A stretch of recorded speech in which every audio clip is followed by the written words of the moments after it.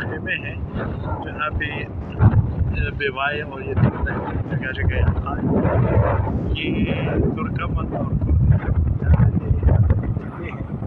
اور یہ شام اور ترکی کا بارڈر ہے.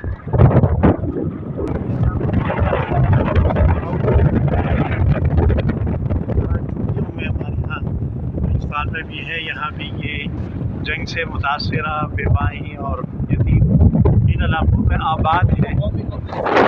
اور یہ دیکھو یہ سارے خیمے بنے ہوئے ہیں. اس میں دیکھیں آپ اس علاقے میں ساری یہ خیمے ہیں. یہ دیکھیں یہ سارے خیمے ہیں. یہاں یہ لوگ رہتے ہیں. بالکل ہمارے یہاں پاکستان میں اس طرح وہ جھگیوں میں لوگ رہتے ہیں اس طرح کا ہے.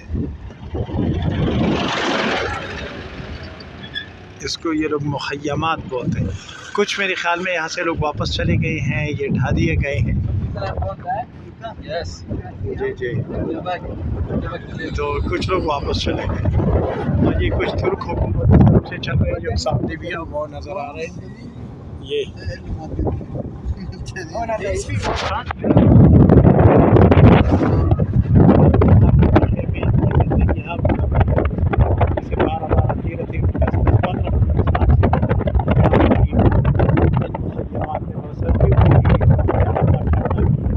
بارش بھی ہوتی ہے تو کیا یہ لوگ پتہ نہیں کیسے.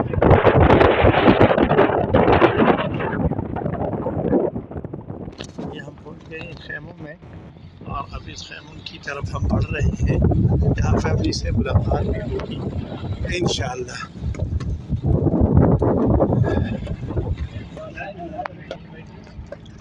یہاں پہ ایک مسجد بھی قائم ہے اور یہ خیمہ بسیہ ہے. یہ ان لوگوں کی زندگی. یہاں سے بچے یتیم بچے پڑھنے جاتے ہیں. ہم بھی ایک اسکول میں گئے تھے وہاں.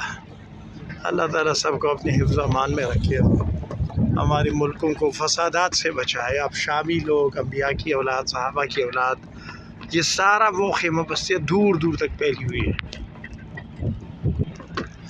یہاں پہ ایک مسجد بھی ہے. یہاں پہ حلب سے ادلب سے حمص سے پوری شام سے جو علاقہ متاثر رہا اور بمبارمنٹ ہوئی تو لوگ ان خیموں میں منتقل ہو گئے.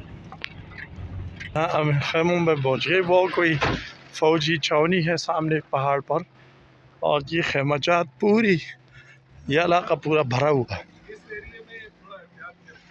اچھا اچھا اچھا